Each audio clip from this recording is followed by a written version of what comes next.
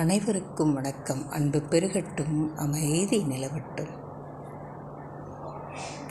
Gen கதையை தான் உங்களோட நான் பகிர்ந்துக்க போகிறேன். நல்ல கதை. இது ஒரு திருக்குறளோட ஒப்பிட்டு சொல்லலாம். திருக்குறளுக்கு விளக்கம் தரக்கூடிய உதாரணமான கதை இது. ஒரு நிர்வாக தலைமையில் உள்ளவர் ஜென் குரு ஒருவரை பார்க்க போகிறார். எனக்கு அலுவலகத்தில் ரொம்ப அழுத்தம் தரக்கூடிய பணியில் தான் இருக்கிறேன். அதனால் என் கீழே வேலை செய்கிறாங்க இல்லையா, அவங்களெல்லாம் சில சமயம் கடுமையாக பேசிடுறேன். அந்த அழுத்தம் கொஞ்சம் குறைஞ்சதுமே நான் பேசினது தப்புன்னு உணர்ந்துட்டு சில சமயம் அவங்கக்கிட்ட போய் மன்னிப்பும் கேட்டுறேன். ஆனாலும் யாருமே என்கிட்ட சீராக பேச மாட்டேங்கிறாங்க. என்னை மதிக்காதது மாதிரியே நடந்துக்கிறாங்கன்னு எனக்கு தோணுது. அப்படியா, சரி, நான் ஒரு வழி சொல்கிறேன், அதன்படி செய்ய அப்படின்னாரு.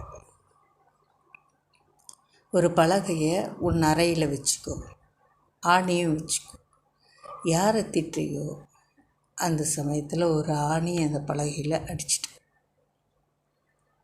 அதே மாதிரி அவங்கக்கிட்ட சாரி சொன்னதும் அந்த பலகையில் அடித்த ஆணியை எடுத்துடு. இப்படி 1 மாதம் செஞ்சிட்டு வா. புரிஞ்சுதா? நீ எப்போ யாரிடத்துல கடுமையாக நடந்துக்கிறையோ அவங்களிடத்துலையே போய் மன்னிப்பு கேட்டுட்டேன்னா அந்த அடித்த ஆணியை எடுத்துடு. இப்படி 1 மாதம் செய்துட்டு பின் அந்த பலகையோடு வந்து என்னை பாரு அப்படின்னார்.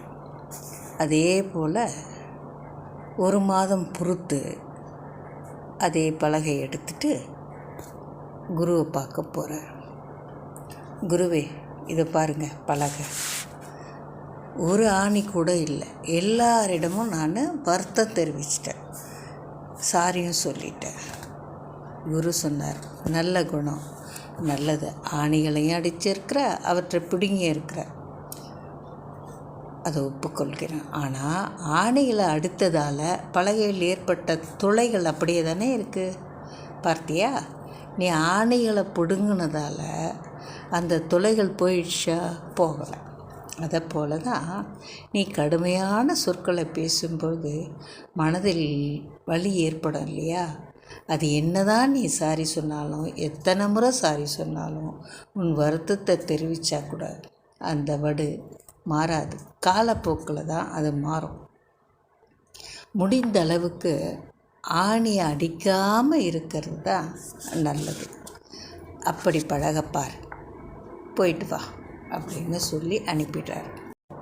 என்னங்க, கதையை கேட்டதும் ஒரு திருக்குறள் ஞாபகம் வருதா இல்லையா? தீயினால் சுட்ட புண் உள்ளாரும் ஆறாதே, நாவினால் சுட்ட வடு.